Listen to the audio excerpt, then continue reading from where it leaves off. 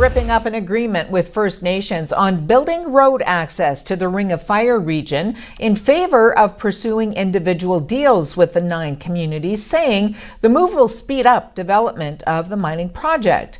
To that, Ontario's Minister of Energy, Northern Development and Mines, Greg Rickford, announced yesterday that the new approach will mean the government can address specific community needs and opportunities with First Nation communities.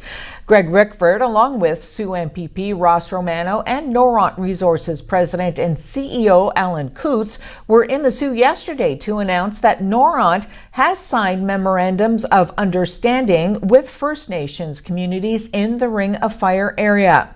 Noront Resources, a mining company based in Toronto, announced in May that the Soo would be home to the new ferrochrome production facility located on property at Algoma Steel. The plant will be used to process chrome ore deposits gathered from the Ring of Fire, which will then be made into ferrochrome to be sold in stainless steel markets in the U.S. At a press conference at Algoma Steel, Rickford said that Noront is also in talks with Algoma Steel on the terms of the company's tenancy for the construction and operation of the planned FPF, which would be located adjacent to the steelmaking operation on Algoma Steel property. Algoma Steel CEO Michael McQuaid explained that Noront will pay a tenancy fee for being on the steel plant's property, helping the plant dollarize the value of their excess land. The construction of the FPF project will create about 1,500 jobs, and the plant will employ around 300 to 500 people once it's actually up and running. The Ring of Fire project is set to start production in 2025, with the completion of the ferrochrome plant in 2028. Coast Guard Sector Sault Ste. Marie responded to a report of an oil sheen near a sunken 33-foot towing vessel in Northport Bay, Michigan yesterday. At about 7:48 in the morning, the U.S. Coast Guard received a report that the towing vessel Rawhide sunk. Local first responders reported an oil sheen near the vessel. Coast Guard pollution responders oversaw the placement of a containment boom around the vessel. The majority of the oil sheen was contained within the boom, but the portion of oil outside of the boom was dissipating due to the weather and to wave action.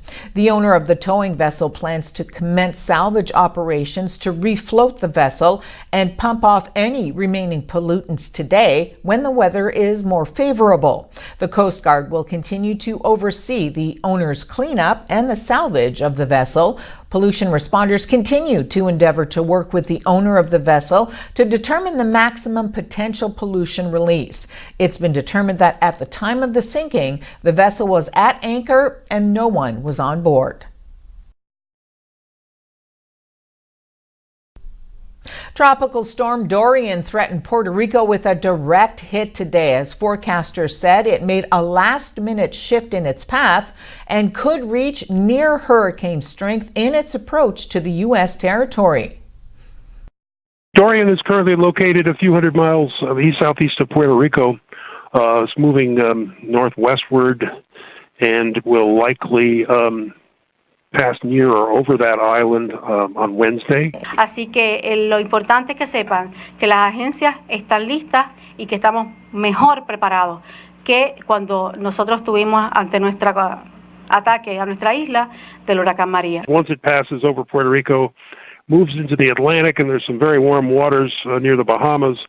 It could allow it to strengthen again close to. It'd probably lose a little intensity moving over Puerto Rico, but then regain it over the next day or two, and could be approaching a hurricane intensity as it gets nearer to the southeastern U.S. Move on off to the east of the Turks and Caicos and southeast Bahamas, and then there's uncertainty about beyond that time. It'll probably be approaching the U.S. East Coast, some portion of the southeast U.S. coast or Florida coast here. On the weekend.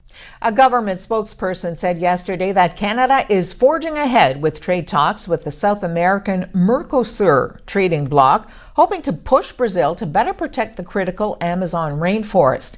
The talks are continuing despite Brazil's initial rejection of international funding to help fight those fires in the Amazon, apparently over a personal spat with France's President Emmanuel Macron. Canada began trade negotiations last year with the 4 full members of the Mercosur group, including Argentina, Brazil, Paraguay, and Uruguay. There have been 6 rounds of talks, most recently in June. Environment groups last week asked the federal government to abandon those talks in a bid to force Brazilian President Jair Bolsonaro to end the rapid deforestation experts are saying is partly to blame for the record number of fires burning in the Amazon this year. NDP leader Jagmeet Singh said yesterday that Prime Minister Justin Trudeau is putting the interests of rich corporations ahead of the fight against climate change by continuing free trade negotiations with President Bolsonaro. A spokesperson for International Trade Minister Jim Carr said the talks will continue because they are committed to diversifying their trading partners, but that trade is not the only thing on the agenda.